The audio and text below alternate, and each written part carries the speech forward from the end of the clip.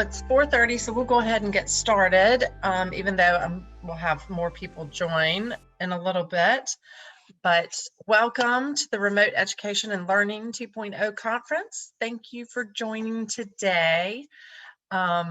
We really appreciate it. This session is College Applications and Financial Aid with Kira Lidner. Each session is 60 minutes and it's followed by a 15-minute Q&A. So please remember to mute yourself and use the chat feature to add any questions that you may have. And we can get to those at the end of the session or during the session if it's applicable. There'll also be a survey link at the end of the session if you would like to give your feedback. Kira Lidner is a college advisor from NC State's College Advising Corps, which works to expand college access for low-income, first-generation, and underserved high school students in rural areas. She serves at South Granville High School in Creedmoor, North Carolina, and works most closely with seniors and juniors on their post-secondary plans. She's from Southwest Florida and graduated from Juanita College in Central Pennsylvania with a degree in history and writing. Thank you very much and welcome. Hello, everyone. Thank you so much for coming out. I'm going to be presenting tonight on college applications and financial aid, and we'll just get right into it. So the first thing I wanted to talk about is the senior year student checklist. And some of these things on this checklist we'll go over during the presentation. So some of them I won't go into as much depth right now. The very first thing you want to do your senior year, or if you have a senior student, is narrow down your list of college options to 3 to 5 schools that are what we call dream, reach, and safety schools. So a dream school is a school in which the requirements, so the average requirements, in which the average GPA and test scores of a student at that college are somewhat above what your student is has achieved. A reach school is a school where you pretty much match the average GPA and test scores, and a safety school is one where you exceed it. The next most important thing to do is know the deadlines for applications, financial aid, scholarships, and so on. These are really important because they can be slightly different. So for instance, at UNC Chapel Hill, the early action deadline is October 15th. We'll talk about early action a bit later. And at NC State, I believe it is November 1st. So just being sure that you're very aware of when all those deadlines are and you're planning backwards from there so that you're sure about when everything needs to be submitted, including the FAFSA as well, which we'll talk about a little bit more later. The next thing you want to do is complete the residency determination survey. And this is what will qualify you for in-state tuition rates. We're going to go on about this a little bit more later. You'll also want to complete the FAFSA starting October 1st so that you can receive federal financial aid. That will also be talked about in this presentation. Retaking the ACT and SAT, I know that's difficult this year because they're being canceled so often.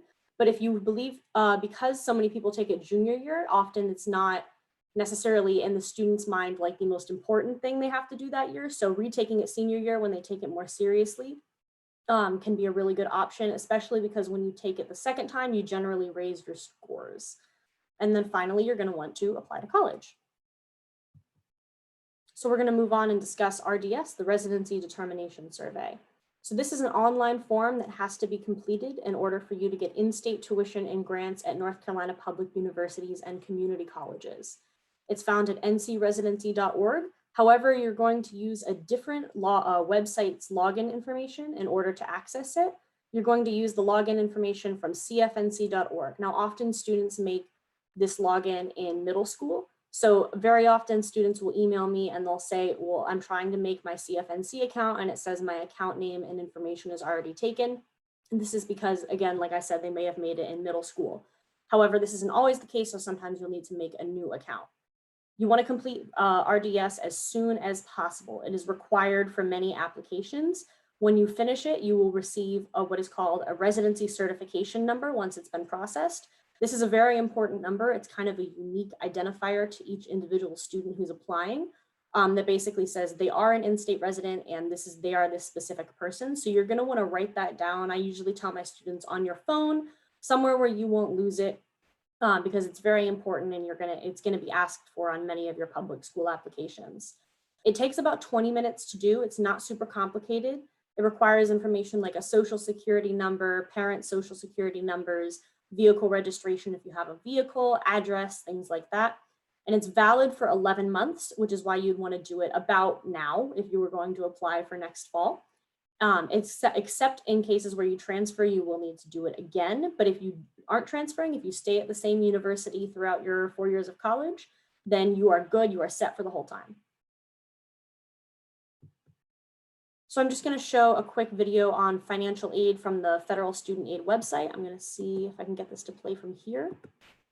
There we go.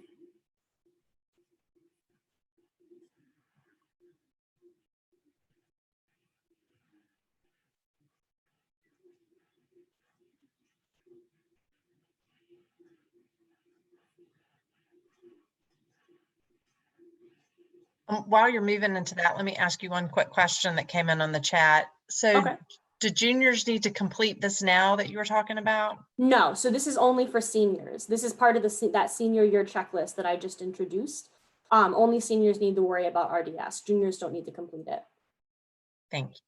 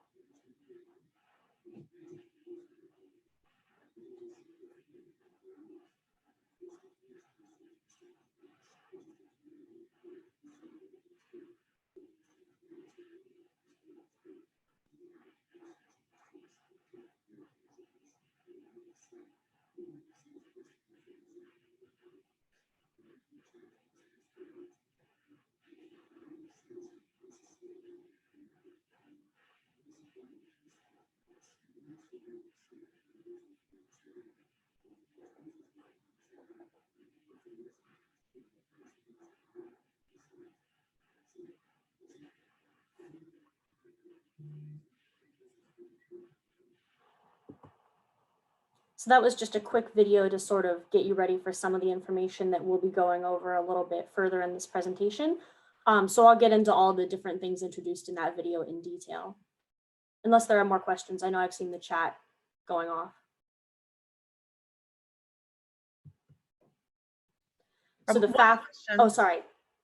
I know that College Advising Corps typically works with low-income students, but the information that you're providing is really for all students. Yes. Yes, and we'll get into that here. So one of the important points that I'm going to make on this slide is that even if you don't think you're going to qualify for federal aid, or that your student won't qualify for federal aid, maybe because of your financial situation, you should still fill out a FAFSA, because there are many merit scholarships, which are scholarships based on your academic achievement, that will require it. Thank you. Absolutely. Okay, so the FAFSA, it opened on October 1st. So it is open now and it is available, and it is generally speaking best to complete as soon as possible, as the video said, and we'll get into that in a little bit. So it is the free application for federal student aid, and the two keywords there are free and federal, so you do not have to pay to complete it. There is another financial aid application called the CSS profile that we won't be getting into here. That one's only for a few schools. And that one you do have to pay in order to use. But again, like I said, that one's not very common. It's only for a few specific schools. This is the free application for federal student aid. The other keyword being federal, and that this is all aid that comes from the federal government. So it comes in three forms: grants, loans, and work study money. So grant money is, generally speaking, money that does not have to be paid back. The most popular or famous form of that is the Pell Grant. Loans, of course, do have to be paid back, and work study money generally does not have to be paid back. And then, like I just mentioned, every student who is applying to college should fill out a FAFSA to find out if they qualify for financial aid, especially because of those merit scholarships, which may require the FAFSA. It is best to complete it as early as possible because while state and federal aid doesn't run out, institutional aid from the colleges that you're applying to will. So the earlier you can complete it, the more aid you can qualify for. So again, like that federal aid, like the Pell Grant, that's all going to still be there regardless of when you complete the FAFSA. But the aid that you might receive from the individual colleges, that does have a limit and a cap. So you want to complete it as soon as possible. You're going to use your, well, I suppose since this audience is parents, your tax information from 2019, as well as any student tax information from 2019 there may be.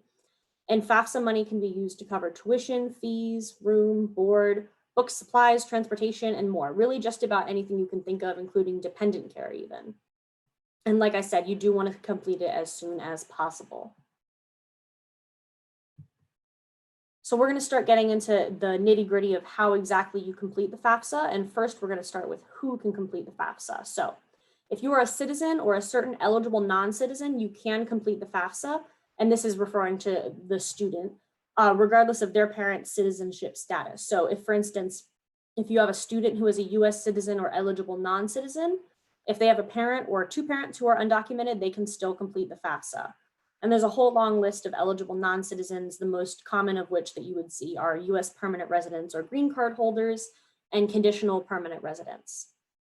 Eligible citizens will enter their social security number onto the FAFSA in order to do things like sign it and access their tax information, while eligible non-citizens, like those I just mentioned, will be entering their alien registration number or ARN onto the FAFSA. However, very important, before you do the FAFSA, both students and parents should create a unique and separate FSA ID using a valid and, for students, non-school email address. So the FSA ID is the username and password that will be used to both confirm the student and parent's identity and to electronically sign and submit the FAFSA. And I say that you should use a non-school email address if you are a student, because that school email address, you will lose access to it once you graduate. And you're going to be completing the FAFSA every year that you're in college. So you want to have an email address that you are going to continue to have access to. If you have no social security number, you will enter all zeros into the social security number box when making your FSA ID. You do not want to use the ITIN numbers. This is a common mistake. You want to use all zeros. If you use the ITIN number, the FAFSA machine, I suppose, will mistake it for a social security number, but know that it's not that person's social security number and it will cause all kinds of issues. So just enter all zeros instead. You will, if that is the case, you will receive an error message if that's what you're putting in for the FSA ID.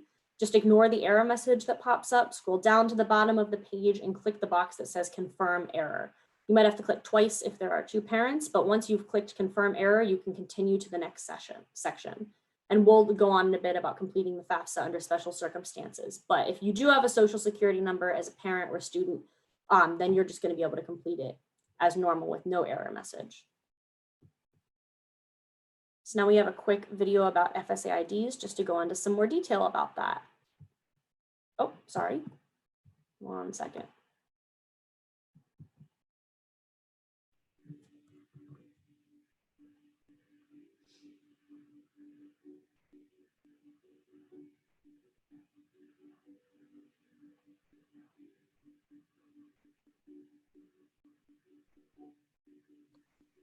Is the volume down? I can't hear.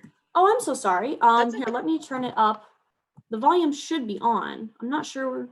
Hang on. There was no volume on the last Oh no. presentation either.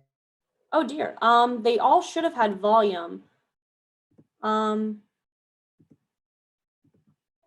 on. Well, this one I think is just it's just the information on the screen. There's just background music. So if you can't hear, that should be all right.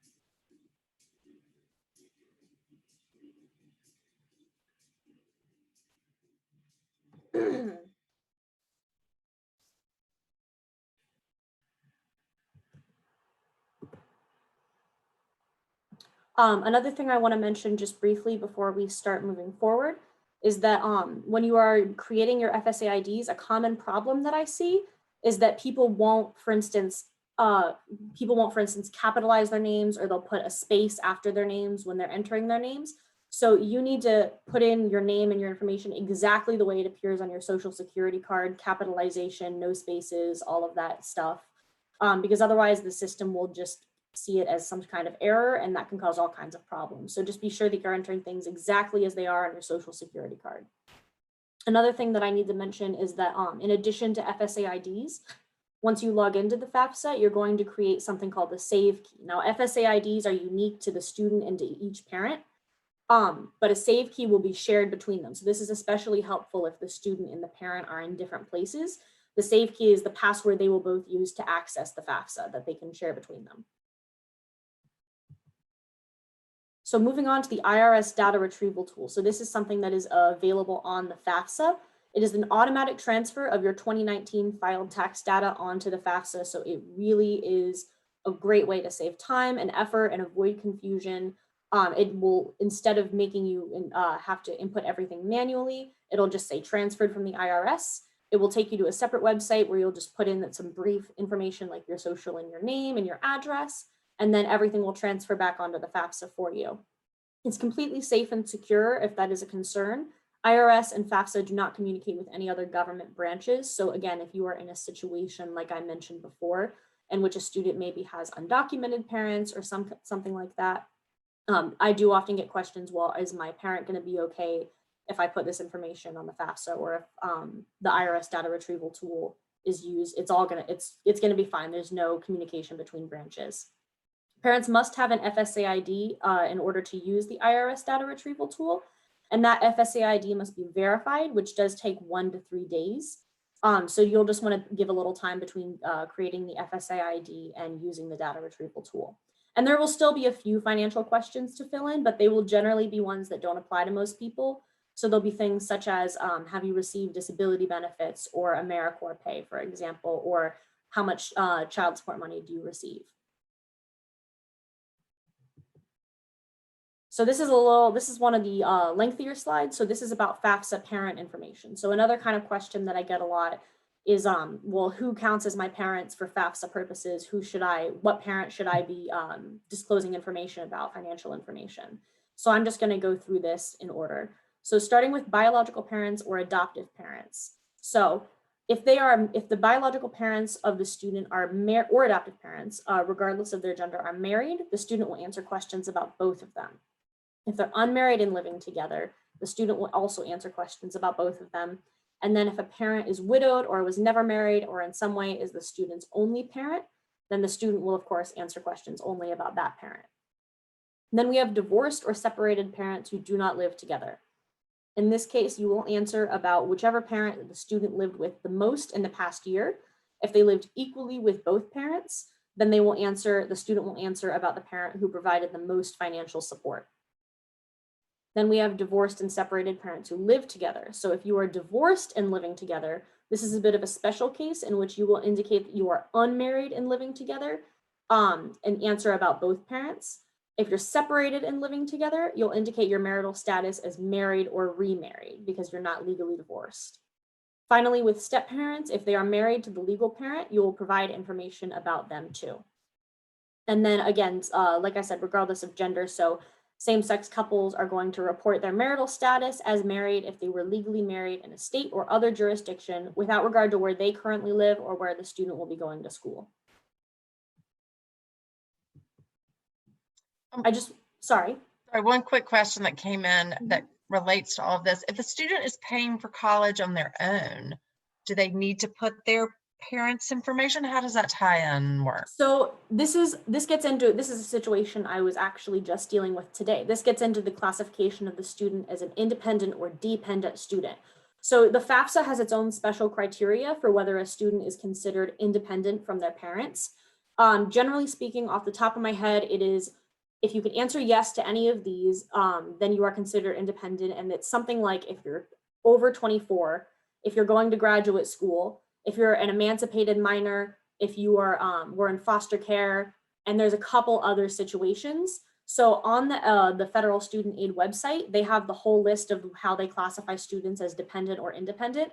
Generally speaking, it's very rare for a student to be classified as independent from their parents, as long as if their parents are providing any kind of financial support, or if they are filed as dependent on their taxes. Like I have not yet found a case in my experience when a student has been classified as independent. So it is fairly rare, but those are all individual circumstances that can be double checked against the FAFSA's dependent student and independent student requirements. I hope that helps. Yes, I think it does. So even just to clarify, so even if a student, if the parents are requiring their child to pay for it themselves, they are Yes. still considered a dependent and have to put the parents' information on the FAFSA form. Most likely, yeah. Again, it's pretty rare for a student to be considered independent from their parents for FAFSA purposes. Mhm. So again, even if that student is paying for their college themselves, if they're a dependent on their parents' taxes in any way, or if they are still live with their parents, they're probably going to be considered a dependent student. However, that student will also provide their own financial information. And if they filed taxes in 2019, then they will be providing that tax information as well, although it'll have to be entered manually. So that'll all be taken into consideration. Thank you. So we're going to move on to completing the FAFSA under special circumstances. So this just goes back to those parents who don't have social security numbers. So again, if you are a parent who doesn't have a social and you used all zeros, then you have to manually enter your 2019 tax data from your 2019 income tax return. You cannot use the IRS data retrieval tool. And while you can use your FSA ID to sign the FAFSA, parents who use all zeros have the option to mail in an ink on paper signature because they couldn't make an FSA ID like that. And you'll mail it to this address that is listed right here. You can also find it on the federal student aid website. So then after you've completed the FAFSA, there are a few things that are going to happen: the student aid report and then possibly verification. So the student aid report, or SAR, arrives by email or mail 3 days to 3 weeks after completing the FAFSA. And this is essentially the report that is going to decide what your expected family contribution is. And the expected family contribution, or EFC, is the index number used by colleges to determine how much federal student aid you can receive. Simply put, it's going to be what decides if you are, for instance, Pell Grant or other grant eligible. But it is not going to be the same as the award letters that you'll receive from a university in the spring. Those are all going to be specific to the university, and those are going to break down how much aid the student has been awarded from each individual university. So they're two separate things, but this will tell you, roughly speaking, whether you're eligible for certain grants or things like that. If necessary, make any corrections very quickly and submit them to the FAFSA people, just in case. And then there is also the case of verification. So this is the process by which the federal government will confirm that data submitted on the FAFSA was all accurate. It's done by universities individually, though. So while you might be selected for verification by, say, ECU, you might not be selected for verification by App State. Each university does verification a bit differently depending on who they are and what they want. So if you are selected for verification, it's just like doing the FAFSA a little bit longer. You'll provide any additional information requested. There's generally a verification worksheet. You'll provide W-2s, tax transcripts, things like that. They'll ask for some more information and you just got to give it. And the important thing to remember is that being selected for verification doesn't mean that you filled out the FAFSA incorrectly. It tends to make my students a little nervous. They think they maybe did something wrong. There's going to be issues. Generally speaking, no, it's often random. It can happen in cases where a student is Pell eligible. but mostly it's just like going through airport security, pretty much just a random check. All right, so we are going to move on from the FAFSA and we're going to start moving into scholarships, which are of course different because this is money that you can receive without doing a federal application, just you do a private or institutional application. So there's lots of different types of scholarships and I'm just going to break them down really quickly. There are what I mentioned before, merit-based scholarships, which are based on a student's academic achievement. There's scholarships based on a student's community service. There's need-based scholarships, which are based on solely financial need or the financial state of the family.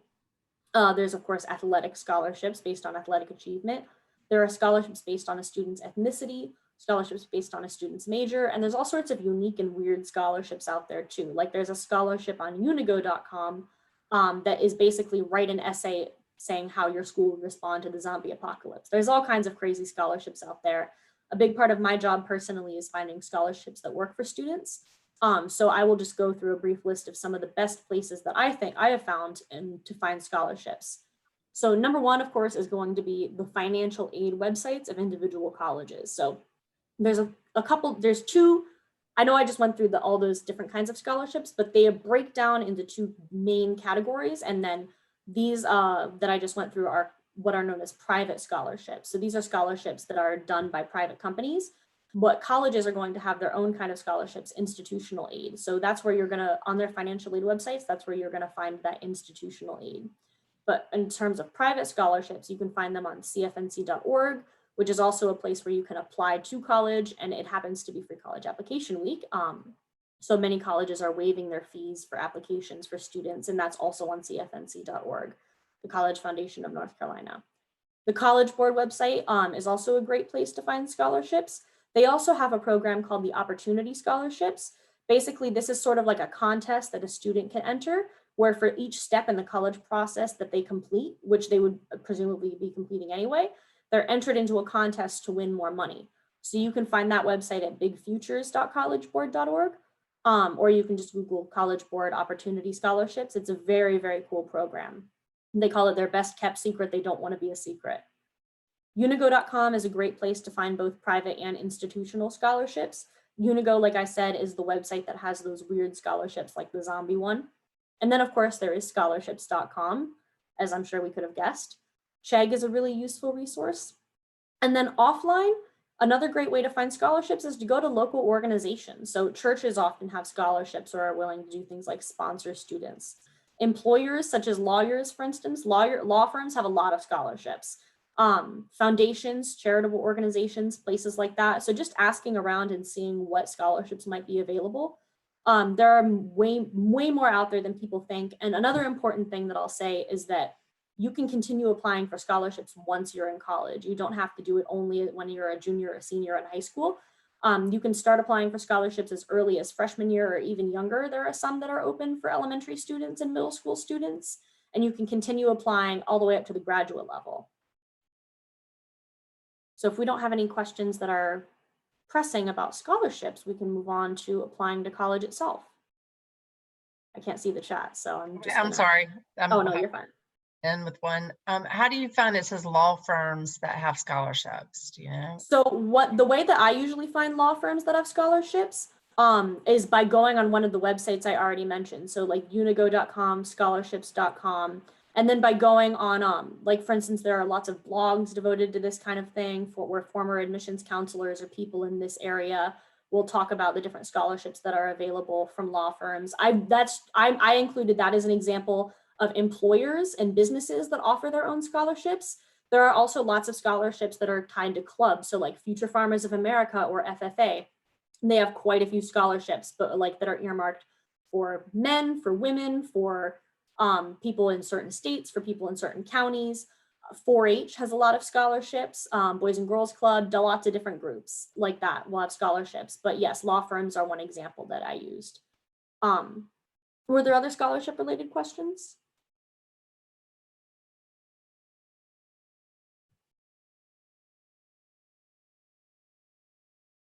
All right, I will. Wait, sorry, there's one more. Oh, okay. There's a little delay here. Oh, no worries. With mine, I didn't mute. It said, do you apply for scholarships after you've been accepted to college or before? Both. And also before or after with the FAFSA? So okay, so these are two slightly separate things. So scholarships, you can apply to private scholarships, the ones that are done by private companies, you can apply to before you've been accepted to college. However, some colleges, you will apply for their institutional aid, so their institutional scholarships as you're applying to that school, and you'll be awarded them if you're accepted. It can be a simultaneous process, and then some colleges you will apply after you're accepted to apply for scholarships after you're accepted to that college. So it just all depends. So that's why you really want to look into the specific scholarships and what their requirements and deadlines are. And I'm sorry, the other question was the FAFSA, correct? Whether you do it before or after the FAFSA?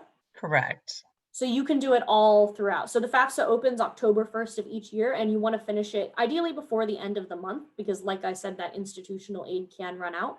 Scholarships you could be applying for all throughout the academic year. All throughout your senior year, there are scholarships that close in August, September, October, November, and so on and so forth. So you really want to start applying, I would say, start looking into scholarships your junior year, so that you know which ones you want to apply for come your senior year. Because again, like those scholarships, there are fall and spring scholarships. You can apply for them at any point during that process.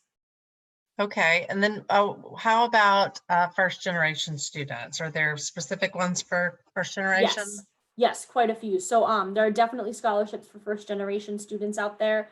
One thing I would recommend is going on a website like cfnc.org or Unigo and using their search tools to filter scholarships by, for instance, the category of first generation students, because there are lots of great scholarships out there for populations like that.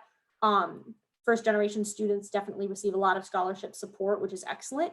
And so, yeah, or just even like with a population like that, you could even just go ahead and Google scholarships for first generation students and you would find plenty.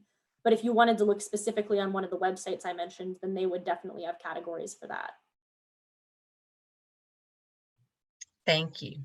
Absolutely. So we're going to move on to the actual college application process. So to actually apply to college, I'm sure most of you have heard of the Common App. There's a few other places in North Carolina where you can apply to colleges themselves. There's something called the Coalition App, which isn't super common. And then of course there's cfnc.org, which I've mentioned a couple times before. And then some schools want you to apply on their individual school websites. And often on cfnc.org, if you're starting an application to a college, you will be routed to that school's website and just complete it there. So just to be aware that that's something that can happen. And note that the Common App has a supplemental COVID-19 question this year that will go to all colleges. So when we're talking about that essay, as we will a little bit further on, just to be sure that your student doesn't make their essay all about COVID, because there are plenty of supplemental questions that ask about how COVID has affected the student's life. So make that main essay about something different, and we'll talk about what main essays should be about and what they should look like a little further on. So that main essay and your student's demographic information, that's going to go to all the colleges on their list, whether it's through Common App or CFNC or the individual, or not the individual website, but. And then there, if you're doing it on the Common App or CFNC, there will also be college-specific short answers. And of course, those are going to go to the specific colleges. And then you're going to have to request, for most schools, request recommendation letters from counselors and core subject teachers. So you just want to be sure that these people know you well and know your accomplishments. Your school might have something like my school does, which is called what we call a brag sheet. In which you basically tell your counselor and your teachers about what your proudest accomplishments are and how your school will remember you when you leave, just so they have an idea of who you are and what you've done. Obviously, not every school is going to have something like that, so that's something that you can write up yourself. I recommend letting recommenders know before you request them through the Common App or CFNC to do your recommendation, and just letting them know what some of your accomplishments are and what kinds of things they should be writing about. Obviously not dictating that recommendation letter, but just giving them an idea of what kind of things they should highlight.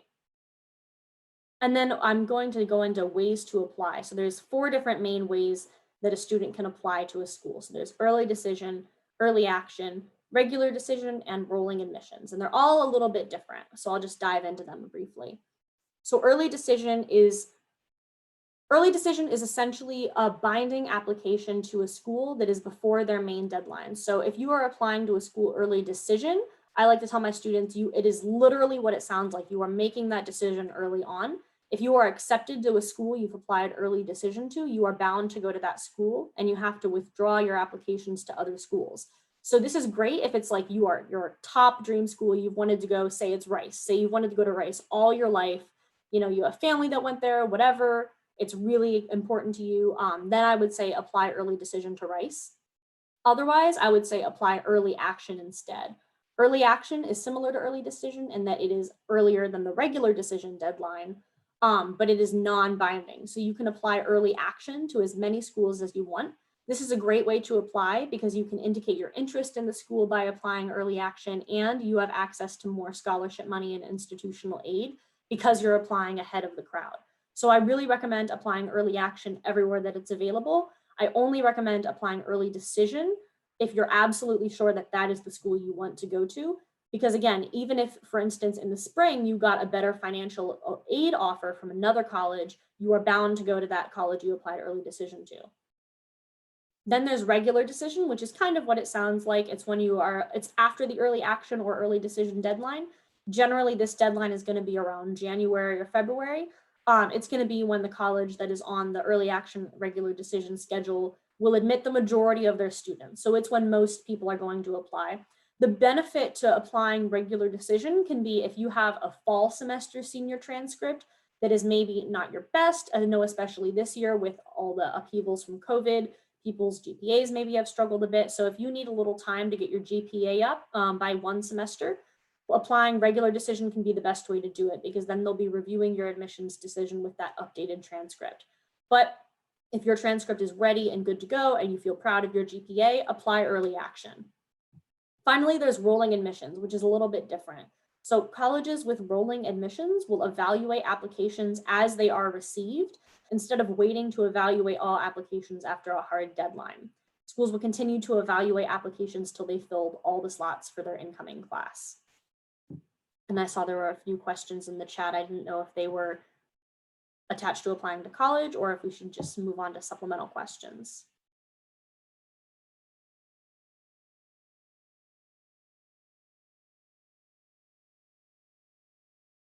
All right, I will move on to supplemental questions. So many colleges are going to require these supplemental or additional short answer questions. Always do the optional ones. They may be listed as optional. I tell my students do not consider them optional and if they are at all applicable to you. So maybe they're talking about your experience and say, maybe there's an optional question that says, if you identify as LGBTQ, talk about your experience. Well, obviously, if you don't identify that way, don't do that question. But otherwise, I say don't consider optional questions optional. Don't write them at the last minute. I know a lot of my students think that maybe supplemental questions aren't quite as important and they don't need to put as much thought into them, but that's not the case. You definitely want to give them not as much thought as your essay. Your essay, of course, is super, super important, but you do want to give them some thought and consideration. You want to proofread them just like you proofread your essay. So you don't want any grammar errors. You don't want any issues with capitalization or punctuation or anything like that. So I do recommend having them read by other people, just like your essay. And give the reviewers at least 2 to 3 days to review the questions, particularly if they're a teacher or a counselor or an advisor or somebody like that, just because they're probably at this time of year swamped with this kind of thing. So you want to make sure they have a lot of time to do a good job reviewing your questions. Finally, the college application essay itself. So this is obviously like the crux of your entire application. With the exception of colleges that don't ask for college application essays, this is pretty much the big deal when it comes to your application. It is the place to highlight your accomplishments, showcase your writing ability, and put your personality and uniqueness on display. Uniqueness is kind of a buzzword in college admissions, but it is very important. One thing that I really try to highlight is that your college application essay does not have to be a sob story. College admissions representatives like to read essays that are new and interesting and unique, and most importantly, indicate to them who you are or as a person. So that's really the most important part. You're going to want to tell a story in your essay, not just necessarily list off facts, and make sure that it's a story that ties back to you in some way. I have some students who will try to tell stories about maybe other people in their family or maybe about something that just doesn't quite reveal who they are as a person. So you want to always make sure that that story that you're telling is centered on you and reflects on who you are and why you are a good fit for this school. Grab their attention at the beginning. Obviously, this is a good choice with any essay. You want to make sure that they are not put off by the way you start out your essay. Quality is better than quantity. So for Common App, there is a 650 word limit, I believe, for the essay. Yeah, 650 words. But it is most important to be telling a good story and writing a good essay as opposed to trying to fill that exact word limit. And finally, the college essay is a place where you can put in any special circumstances that may have impacted your GPA. So if you're choosing to write a college essay, say about an obstacle you've overcome, and maybe you had something happen your sophomore year that really impacted your GPA, but you've worked past it and your GPA has gone up or whatever, this is a good place to tell that story. And finally, be sure to edit it very carefully and have people proofread it, because your essay will also be used to judge your writing ability, which is of course a very important thing in college. So you don't want to make avoidable mistakes. And with that in mind, we're going to move to the top admissions essay mistakes. So number one is not being authentic. You really do want to be yourself as much as you can in this essay. Don't try to be the person you think the college is looking for, just be yourself. Number two is resubmitting facts from your resume or application. This is actually a pretty big pet peeve of people in admissions departments, because obviously they've seen what's on your resume and on your application. They don't need it reiterated to them. So talk about a different aspect of yourself in your essay. You don't want to submit a generic essay. For instance, a lot of students like to talk about sports and how sports have developed them or made them grow as a person. But unfortunately, a lot of people play sports. So this is a little bit generic and doesn't make them stand out unless they have a very specifically interesting story that is not like the norm. You don't want to show off that you have a thesaurus. So a lot of students think that, well, I can just use the words that Grammarly suggests to me and this will make me sound smarter and maybe then I'll get in or whatever. You don't want to do that. Use normal language. Just write the way you would write any other essay. You don't need to be showing off that you know big words. Not following directions is super important and ties into not answering all the questions asked in the prompt. So you want to be sure that you are getting at everything they specifically ask in the prompt. So if they're asking for an obstacle you've overcome, be sure you are focusing on that obstacle and on how you overcome it. Be sure you get those two parts. That's a very important aspect that a lot of people miss. They really want you to be zeroed in on that prompt. And then number 7 is not checking for spelling or grammar mistakes or having someone proofread. We've talked about that. Number 8 is kind of trying to kiss up in your essay. Don't want to do that, especially because you can't tailor the essay for one specific college. It goes to all the colleges you're applying to on the Common App. Number 9 is being trite or shallow. You obviously don't have to like dig into your deepest traumas in order to write this essay like we've talked about, but you also don't want to be shallow. And then finally, number 10 is not devoting time to the writing process. So like I said, the college essay is very important and you want to be sure you devote a lot of time to it. This ties back into being aware of those application deadlines and just planning out. I've had a lot of students who have come to me at the last minute, the day that the essay is due, and said, oh, can you look this over? I need this proofread. I need help with this. I'm not sure about it. You definitely don't want to be in that boat. You want to be sure you're getting it done and submitted before the deadline, ideally. Finally, we're going to move into some other essay tips because, again, that essay is super important. So using strong verbs. So what I mean by a strong verb is instead of saying, for instance, I was the supervisor of an organization when you're describing your activities, say I oversaw an organization. Use those action verbs that you learn about in English class. And you can ask, students can ask their English teachers for help if they need examples of something like that. English teachers are a great resource for this. You want to cut out filler language. So again, this goes back to that quality over quantity question. Don't be just trying to meet that word limit. Be trying to actually put in words that are meaningful and talk about things that are important. Another thing I tell my students is to be careful when being funny, because again, a 17 or 18-year-old sense of humor and a maybe 30 or 40 or whatever year old admission rep sense of humor are probably not going to be the same or even similar. And just in general, what's funny to one person might not be funny to another. So I tell my students to try to avoid humor in their essays. One really helpful trick is trying to highlight the prompt's questions. So highlight the specific questions asked in the prompt, like actually like print it out or write it down and then highlight what it is it's specifically asking. Write your essay and then go through your essay and highlight where you have specifically answered those questions asked by the prompt. That's just a handy trick that I used when I was applying to college. Always write an optional essay. So this goes back to what I said before about the questions. Nothing is really optional unless it doesn't actually apply to you. You always want to write that optional essay. Write about things that are important to you. So this goes back to, again, that quality over quantity. Just be sure that what you're writing about is meaningful and that you're not maybe bored by the topic. Admissions representatives read a lot of essays and they can tell. One thing I always say is to reflect on the importance of the experiences you are recounting. So don't just say, you know, for instance, my horse had an abscess in her hoof the day before the equestrian competition. This is an essay that a student of mine wrote.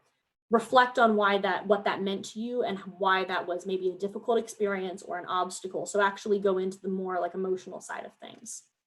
And then of course the perennial advice, show, don't tell. And then finally, don't write the way you speak. So I'm sure that as many of you know, because you are parents, students tend to write the way they speak and to email the way they speak. And that's fine in high school, but you don't want to be doing it in your college essay. And then one last thing that didn't make it onto the slide that I do want to point out is that most applicants today will have high GPAs and test scores. And that's already information that's on your application, what your GPA and test score is. So don't really, it's kind of a waste of space in your essay to focus specifically on that. And then onto my final slide, just a word of encouragement. This is a lot of information and it's all super complicated, but you can do this. You are definitely capable of doing this, whether you're first generation or not. This is something that you can do. Reach out to those around you for help. There are plenty of people. I recommend, for instance, obviously College Advising Corps is here to help, but so are in organizations like TRIO and Juntos. Also reach out to teachers, counselors, advisors, and mentors. They're all here to help you. And then be proud of your progress and excited for the future. And with that, I guess we can move on to questions.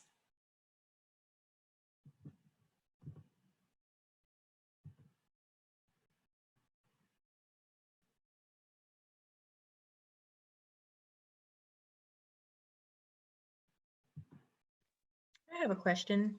Mhm. My daughter is a junior, and I know Mhm. this is the senior checklist, but out of everything that we went through, when should she begin this next year? I would say pretty much as early as possible. So you can start looking for scholarships. Junior year, there are some scholarships available for juniors. Most scholarships are open for seniors. So start looking for scholarships right away. The FAFSA you want to do as soon as it opens. And then college applications, again, just become aware of those deadlines as soon as possible. So pretty much right when that school year starts, start working on it. Know when those applications open and when you can start working on them, know when the deadlines are, just get your year planned out. And then obviously with the ACTs and SATs, you can take them or retake them whenever they're offered. So just being sure that one resource I do recommend is cfnc.org because they have a really good plan your future tab on their website where they just go through all the things you need to do each specific year. And like from middle school all the way to being an adult learner or out of college. So I do really recommend that resource. Can you say that website again? CN? Yes, cfnc.org, the College Foundation of North Carolina. Thank you.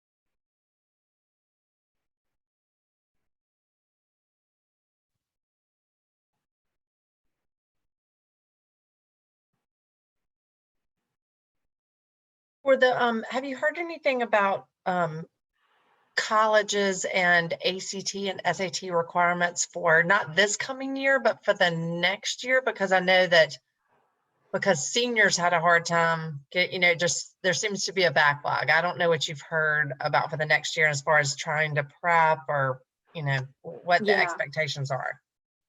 So what I've heard from most schools is that if things continue the way they have continued now, they would consider being test optional again.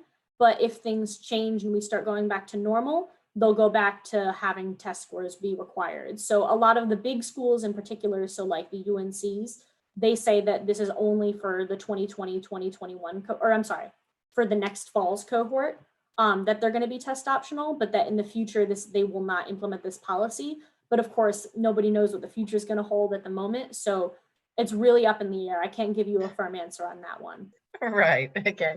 Yeah.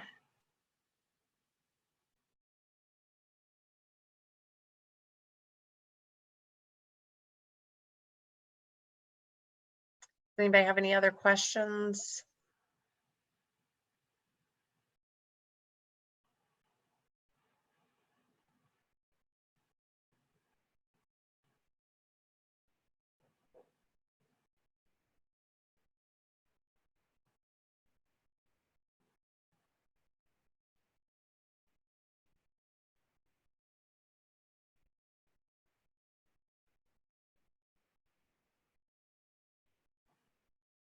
Okay, well, if nobody has any other questions, then we can go ahead and wrap up, and we will get this presentation shared on the website along with the recording of the session, so you can come back and look at the materials, and the presentation information will be put on the website, which is ncstudentconnect.com. So we'll put that in the chat, and then the recording, they say, could take up to 2 weeks. Last time it did not, but I can't guarantee it before then. So that's just to be on the safe side. But we will let you know. And thank you very much for your time today. I appreciate it. Very informative.